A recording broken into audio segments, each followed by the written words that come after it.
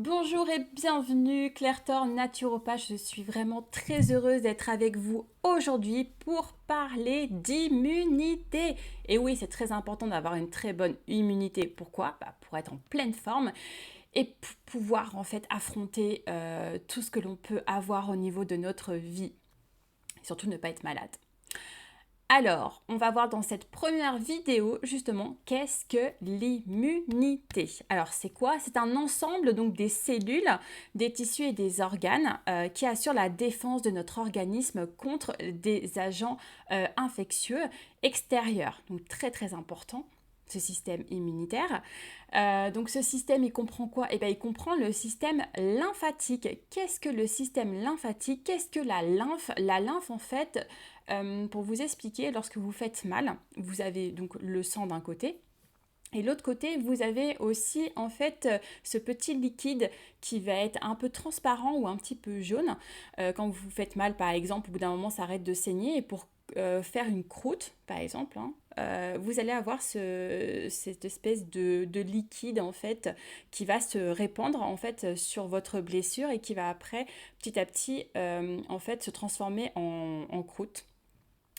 Voilà, pour justement protéger donc les chairs qui sont à vif. D'accord?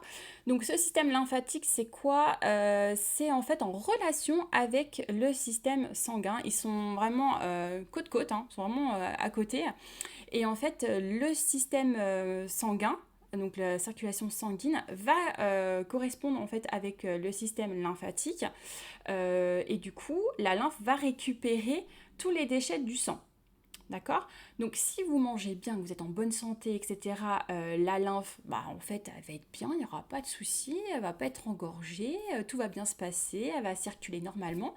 Maintenant, si vous avez un terrain où justement il y a beaucoup de déchets, et ben, la lymphe elle va être engorgée. Si elle est engorgée, il va y avoir un problème par la suite d'immunité. Il y a un problème d'œdème, plein de choses au niveau du système lymphatique, mais vous allez avoir un problème au niveau immunitaire. Ok?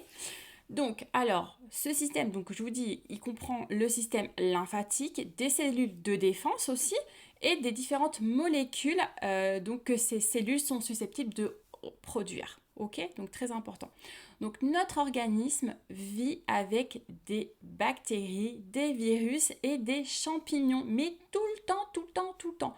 Pour vous dire, je crois qu'il y a plus de 2000 virus, il y a plus de 2000 attaques en fait par jour au niveau de notre corps. On est attaqué vraiment par énormément donc, de choses. Et à chaque fois, notre corps il est là pour lutter contre ces attaques. Donc c'est en perpétuel en fait. Nous on se dit ouais on a un rhume de temps en temps etc. Mais sur le nombre en fait de virus qui viennent et qui essayent d'attaquer le corps, je peux vous dire que c'est une super belle machine.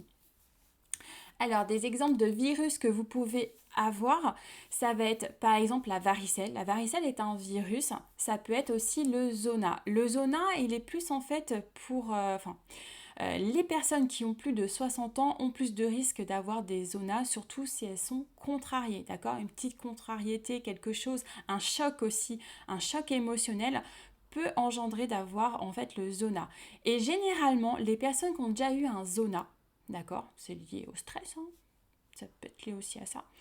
Les personnes qui ont eu un zona peuvent avoir encore le zona 2 ans après, 3 ans après. Enfin voilà, ça peut être régulier, récurrent surtout, parce qu'en fait on l'a déjà eu. Donc comme on l'a déjà eu, peut-être qu'il est encore en fait au niveau de notre organisme en fait. Et des fois il se réveille parce que il trouve une petite parade, il se dit tiens elle est un peu fatiguée, pas très bien et hop elle va s'immiscer dedans. Et donc voilà, donc les personnes qui ont plus de 60 ans ont plus de risques d'avoir des zonas. Ok, dès qu'il y a une contrariété ou un gros choc émotionnel aussi. Vous avez aussi des bactéries, et oui, nous vivons avec beaucoup de bactéries, comme par exemple donc le staphylocoque doré. On peut avoir des abcès, des furoncles, dès qu'il y a de la fatigue nerveuse, dès qu'on a des contrariétés aussi. Ça peut arriver. Et vous avez aussi des champignons. Donc le champignon qui est le plus connu en fait, ça va être la candidose. Je ne sais pas si vous connaissez ça. Généralement, ça peut être buccal, vaginal ou intestinal. Généralement, on connaît plus au niveau des intestins, hein. Quand j'ai un problème intestinal, ça va être généralement diagnostiqué une candidose. Donc voilà, vous avez aussi les mycoses, voilà, qui peuvent être là. Alors justement, le stress sur notre corps, bah, il est très très toxique. Donc à mini-dose, ça va, hein, juste en fait quand on a besoin justement de stress pour faire autre chose, comme par exemple pour un problème immédiat, enfin une peur immédiate, enfin une réaction immédiate, voilà, je cherchais le mot, lorsque vous avez besoin en fait d'une réactivité sur un danger imminent, et bien justement le stress, il est là en fait pour activer tout et pour que vous puissiez donc avoir les bons réflexes. Maintenant, le stress quand il est permanent, c'est toxique. D'accord. Ça va engendrer vraiment de la toxicité au niveau de votre corps, au niveau des cellules. Donc là, c'est vraiment, vraiment, vraiment pas bon. Il va falloir vraiment éviter d'être stressé, que ce soit dans notre vie donc privée ou notre vie professionnelle. Les deux inclus, c'est horrible, hein. Je vous dis, faire vraiment très attention. Donc notre immunité, justement, elle peut être affectée face aux soucis, au stress de la vie quotidienne, au stress cumulé, hein, aussi, hein. Oui, non mais moi ça va, oui mais en fait t'as eu ça comme problème, plus ça, plus ça, plus ça, plus ça, cumulé, et ben je suis malade. Ok. Il y a aussi, donc si vous avez un mauvais sommeil, hein, forcément, mauvais sommeil, vous êtes fatigué, j'arrive pas à récupérer parce que le sommeil est réparateur à la base, donc si vous n'arrivez pas à récupérer, vous allez être fatigué, si vous êtes fatigué et vous avez moins d'immunité, si vous avez moins d'immunité, vous êtes malade. Donc on est là-dessus. Les contrariétés, le surmenage aussi, hein, d'accord. Charge mentale au niveau des femmes, on est pas mal, hein, ça c'est sûr. Alors les autres facteurs justement qui peuvent donc déséquilibrer votre immunité, hein, et ben ça peut être aussi juste au niveau de votre hérédité. Bah oui, les allergies, les émotions en fait refoulées. Donc si vous avez donc des parents qui sont donc asthmatiques, vous risquez aussi d'être asthmatique.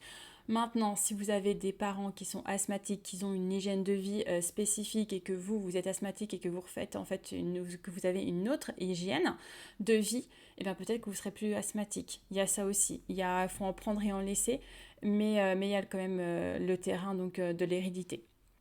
Voilà. Donc, en conclusion, par rapport à cette vidéo, l'immunité peut être altérée par quoi?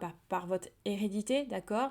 Si les parents ont eu telle et telle maladie, etc., vous risquez aussi de l'avoir. Je pense que ça doit être à 10%.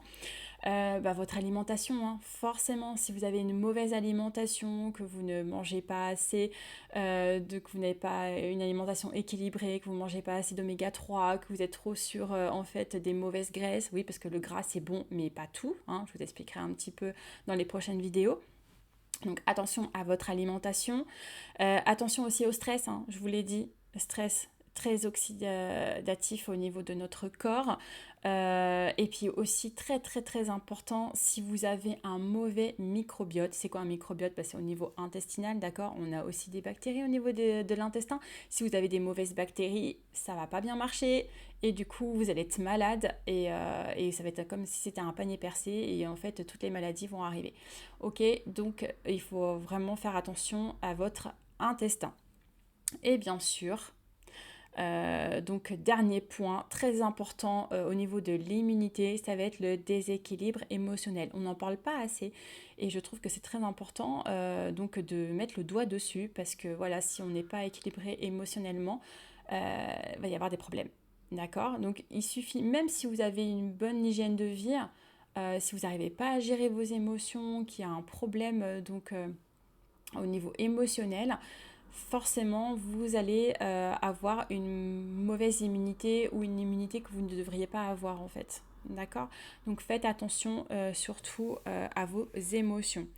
Alors, deux façons de tomber malade, et oui, vous avez soit les personnes qui tombent malades occasionnellement, voilà, hein, il a plu hier, j'étais sous la pluie, j'avais pas de parapluie, j'avais rien du tout, et puis je suis tombée malade. Ok, ça arrive, y a pas de souci. Aussi avec les températures là en ce moment là, chaud-froid là, le matin à 8 degrés, l'après-midi à 25, bah oui, les variations de température peuvent justement altérer notre immunité et on peut tomber malade. Ok. Si vous sortez par exemple les cheveux mouillés, les petites choses comme ça. Ok. Et la deuxième façon justement de tomber malade, c'est les personnes qui sont malades tout le temps. Voilà, si je comprends pas, moi, dès qu'il y a quelqu'un qui se chope une gastro, j'ai la gastro. Ou dès qu'il y a quelqu'un qui se chope une grippe, et ben j'ai la grippe. Voilà. Donc là, c'est les personnes en fait qui sont tout le temps malades, au moins 3 fois dans l'hiver. Là, c'est récurrent. Là, on peut dire que l'immunité, elle est vraiment à plat. Donc, il va falloir revoir tout ça. Alors, très très important en fait de faire un check-up, voilà, une prise de sang pour justement savoir si tout va bien, d'accord? Donc la glycémie, le cholestérol, la thyroïde, toutes les vitamines aussi du groupe B, voilà, le magnésium, les choses comme ça.